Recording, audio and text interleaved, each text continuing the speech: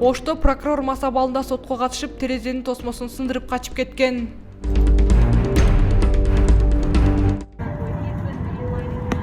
Учактын канаты менен учууга аракет кылган адам авиация кызматкерлерин бир топ убарага салды. Жанар Акаев министрлик сапаты өтө начар бензинди колдонууну улантып, таштанды талаасы бойдон калышын жактап жатышат. Ош шаарында өткөн жумада 234 кылмыш катталды. Интернет тармагында судья Сабыр Соодонбековго каршы митинг башталды.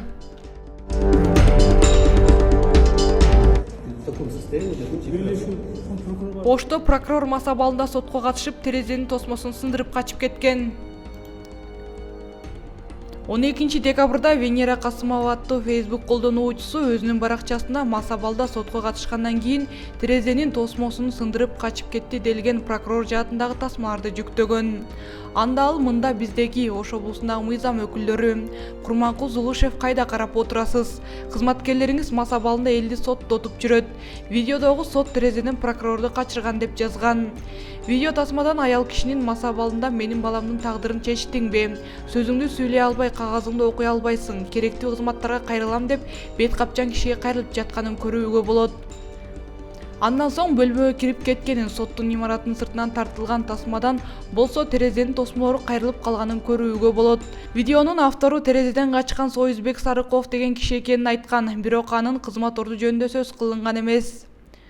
Айрым интернет басылмалары терезеден качып кеткен кишини судья деп да жазып чыгышты. Ош облустук сотунун басма сөз катчысы Назгүл Сагынбекова Ош облустук жана шаардык сотто Союзбек Сарыков аттуу судья жок экенин билдирди.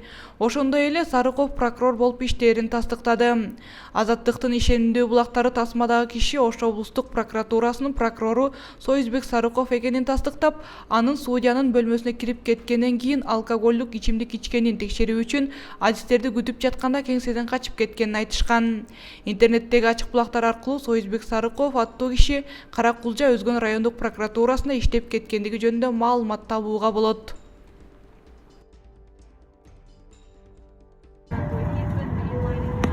Учактын канаты менен учууга аракет кылган адам авиация кызматкерлерин бир топ убарага салды.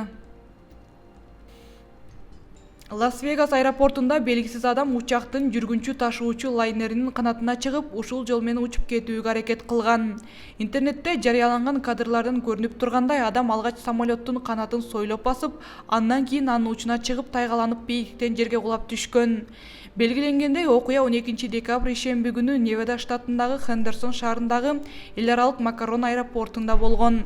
Лас-Вегастан Портлендке багыт алган 1367 рейс учууга камданып жаткан. Бирок учкучтар лайнерге жакындап калган белгисиз адамды байкап, текшерүүчүгө бул тууралуу билдиришкен. Натыйжада окуя болгон жерге авиация портунун кызматкерлери жана укук коргоо органдарынын өкүлдөрү келишкен. Алар эреже бузуучуну кармоого жетишкен. Маалыматка ылайык, эркек психикалык жактан жабыркайт. Жанар Акаев министрлик сапаты өтө начар бензинди колдонууну улантып, таштанды талаасы бойдон калышын жактап жатышат. Министрлик Кыргызстаныбыз сапаты өтө начар бензинди колдонууну улантып, таштанды талаасы бойдон калышын жактап жатышат. Бул тууралуу депутат Жанар Акаев Facebook социалдык баракчасы аркылуу билдирди. Урматтуу кыргызстандыктар, сиздерге таң кала турган маалымат менен бөлүшөйүн. Абанын булганышы менен күрөшүмүш болгон өкмөттүн чыныгы ниетин билишиңер керек. Бишкек дүйнө жүзү боюнча кара түтүн каптаган, абасы булганган шаарлардын сап башына чыгып жатат.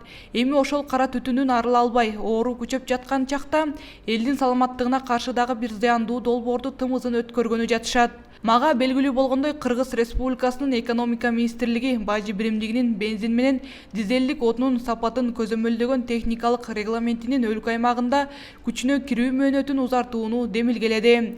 Министрлик Кыргызстаныбыз сапаты өтө начар бензинди колдонууну улантып, таштанды талаасы бойдон калышын жактап жатышат. Эң кызыгы, бул долбоорду талкуулоо 2021 жылдын 24 январында аяктайт. Ошол эле учурда документти экономика министрлигинин сайтынан табуу кыйын. Менимче бул кокустук эмес, атайын пландаштырылган эле иш. Жалпы элдин эмес, бир уч топтун кызыкчылыгы үчүн документти арыдан бери өткөрүп жиберүү аракети. Жарандардын кызыкчылыгын эң жогору коюшу керек болгон мамлекеттик органдын бул аракети чыккынчылыкка тете. Долбоор кабыл алынса, төмөнкү сапаттагы бензиндин жана дизелдик отунду колдонууну уланта беребиз.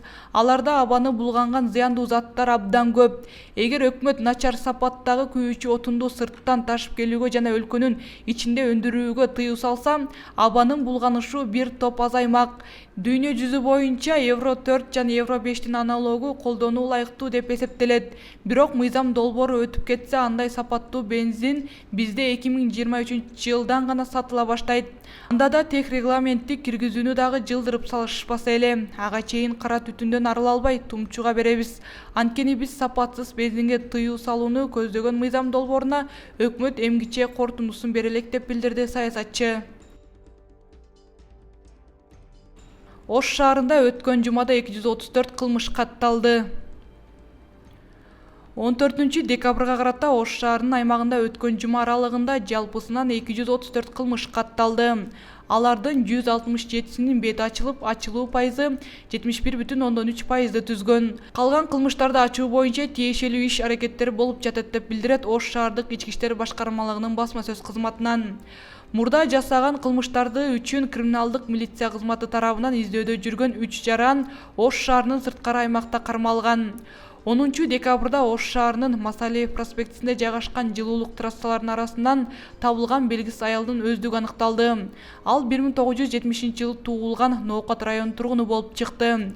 Жакындарынын билдирүүсүнө караганда, ал аял болжолдуу 1 жыл мурда үйүнөн чыгып кетип, Ош шаарына келип, туруктуу жашаган жери жок жүргөн. Маркумдун денеси соттук медициналык экспертизага берилди. Анын өлүмүнүн себеби аныкталууда. Патрулдук милиция кызматы багыты боюнча өткөн жума ичинде патрулдук милиция кызматы тарабынан Кара Суу районунун аймагынан уурдалып чыккан ВАЗ-2107 үлгүсүндөгү автомашина кармалып, автоунааны уурдай качкан жаран жана автомашина Кара Суу райондук ички иштер бөлүмүнө өткөрүлүп берилди. Жалпысынан жол эрежелерин бузган 647 айдоочуга протокол түзүлдү. 20 мас айдоочу кармалды. 23 автомашина айып короосуна киргизилди. 102 кызмат аркылуу 44 маалымат келип түшкөн. Патрулдук милиция кызматы ал маалыматтар боюнча жарандарга тиешелүү жардам көрсөтүштү. Сууктун күнүнө көчөдө калган 6 жаран атайын ачылган жайга жеткирилди.